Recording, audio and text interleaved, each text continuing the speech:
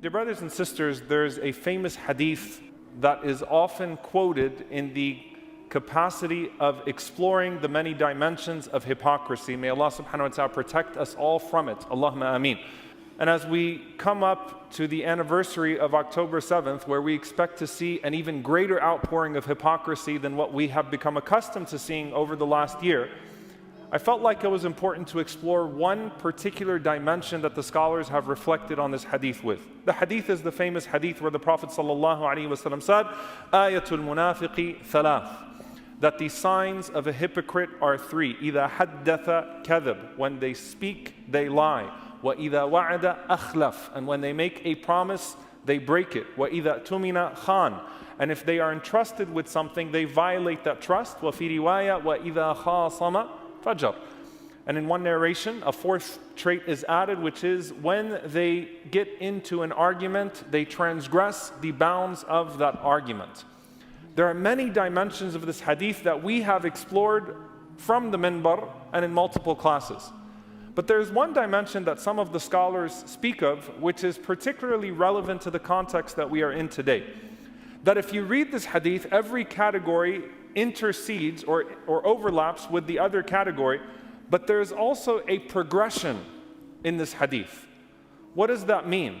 Every single portion of this hadith involves telling a lie. But some of the scholars mention that the progression of the hadith is the extent to which you are willing to go to sell that lie. And so, إِذَا حَدَّثَ كَذَبْ, obviously, you tell a lie and you speak. But beyond that, if you really want to sell that lie, you make a promise.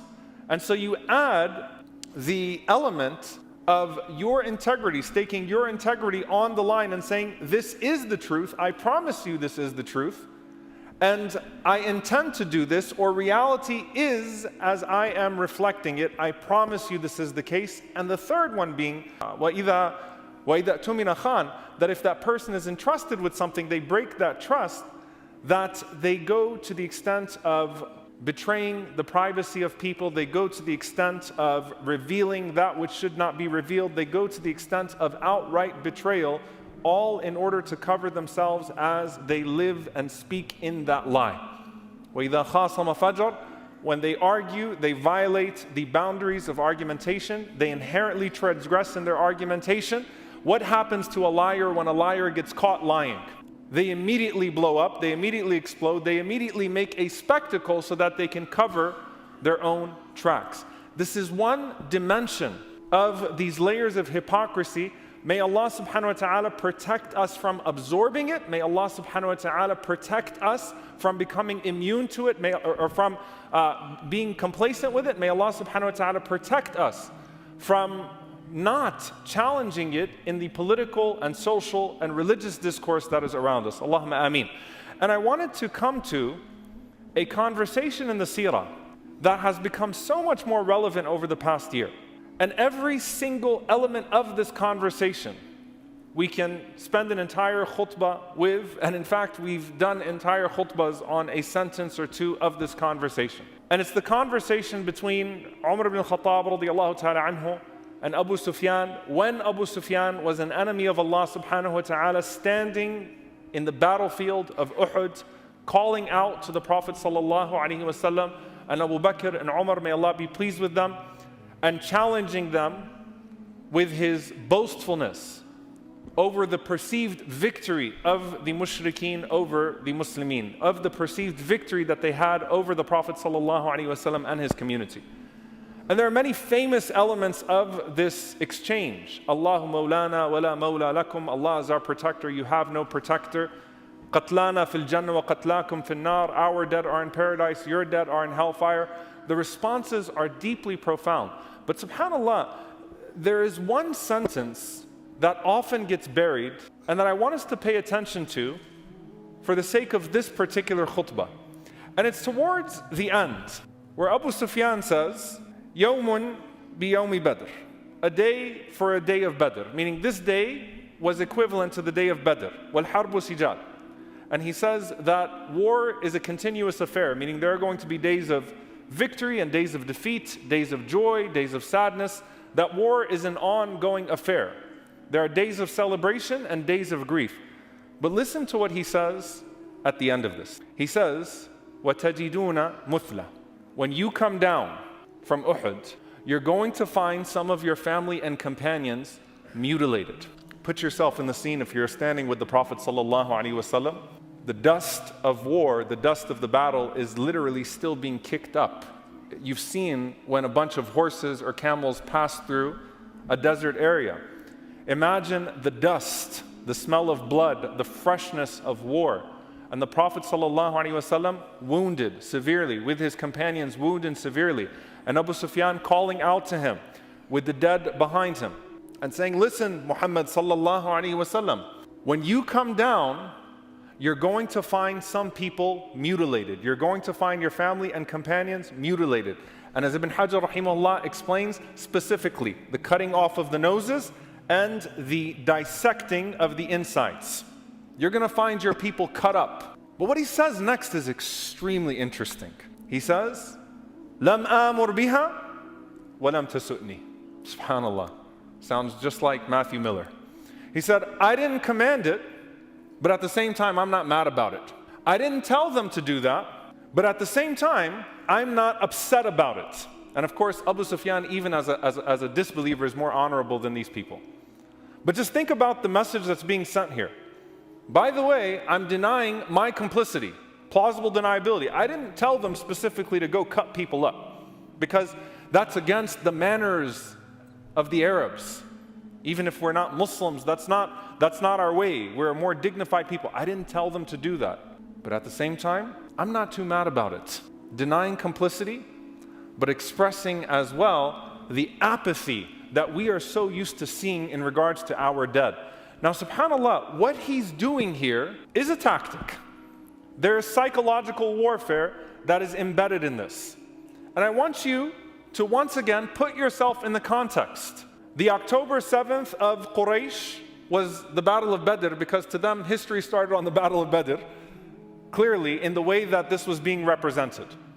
Everything before Badr doesn't count. The whole context of why Muslims were driven out of Mecca in the first place, and why Muslims were forming the basis of trying to attack those caravans between Mecca and Asham to largely recover what was looted from them in the first place, all of the murder that was committed against the Muslims, Sumayya radiallahu ta'ala anha, the family of Yasir, the dragging of Bilal through the streets, what happened in Abyssinia, all of that didn't matter. It was Badr now. You fought us and you killed our fathers in Badr. History before that doesn't matter. Context doesn't matter. So this is a day for a day. It's natural. We're going to fight you like you fought us. But it also gets a little trickier that the Prophet ﷺ treated the prisoners of Badr with the greatest form of dignity. He freed them ﷺ for limited amounts of money. He freed them ﷺ sometimes for just being able to teach some of the Muslims how to read. He made all sorts of concessions for them.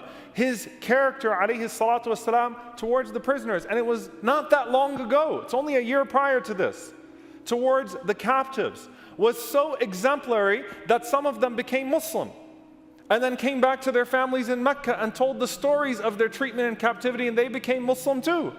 And this is how you treat our dead? You mutilate them, you cut their noses off, you dissect their inner parts. And so what's the tactic that's being used here?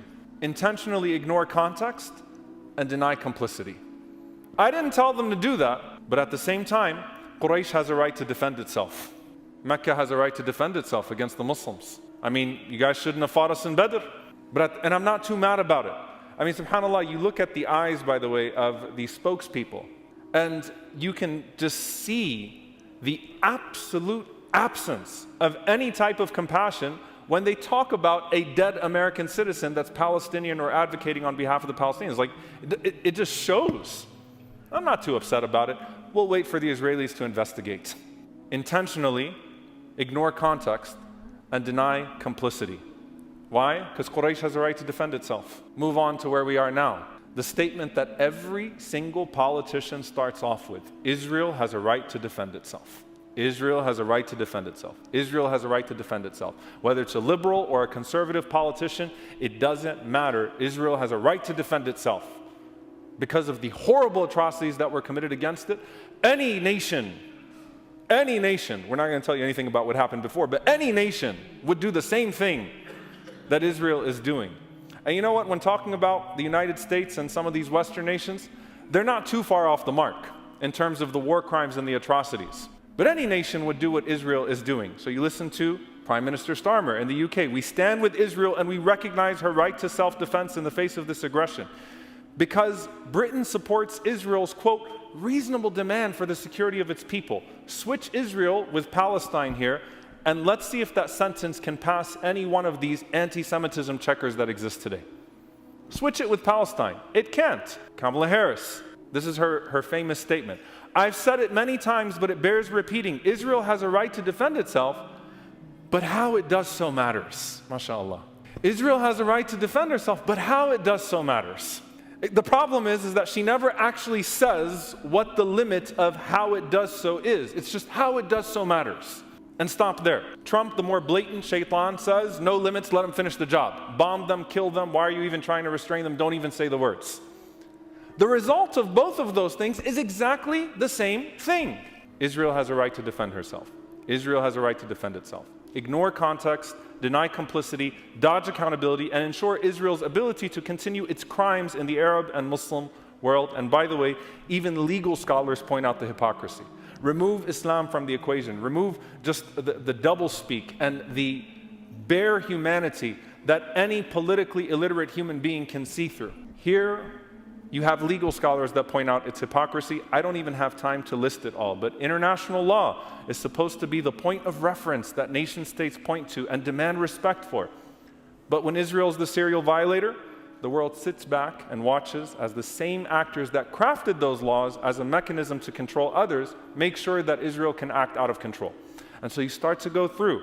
You go through the 4th Geneva Convention. How many articles of the 4th Geneva Convention does Israel continue to violate? We don't have time to list them all. Article 27 of the 4th Geneva Convention, killing women, raping women, sexually assaulting women, and publishing inappropriate footage violating their belongings. Israel violates Article 49 of the 4th Geneva Convention, forcefully transferring thousands of Palestinians and deporting them out of their homes to occupation prisons. It violates Article 53 of the 4th Geneva Convention, destroying personal property belonging to Palestinians, both in Gaza and in the West Bank, and occupying those properties for settlers to come and live in their place. It violates Article 54 of the 4th Geneva Convention, purposely starving civilians as a method of warfare.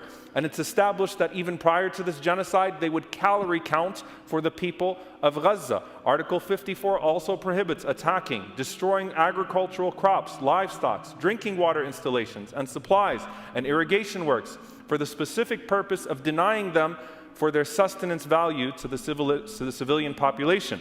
Remember the videos of Israeli soldiers using sheep as target practice? We've gotten so desensitized to them using actual human beings as target practice that we forget that that's even a war crime. And of course, Israel keeps saying it has the right to self-defense. But according to the 4th Geneva Convention, you can't defend yourself against the people that you occupy, even by the standards of the same international laws that have been used to beat us upside the head. Israel is the greatest violator and transgressor, but Israel has a right to defend itself.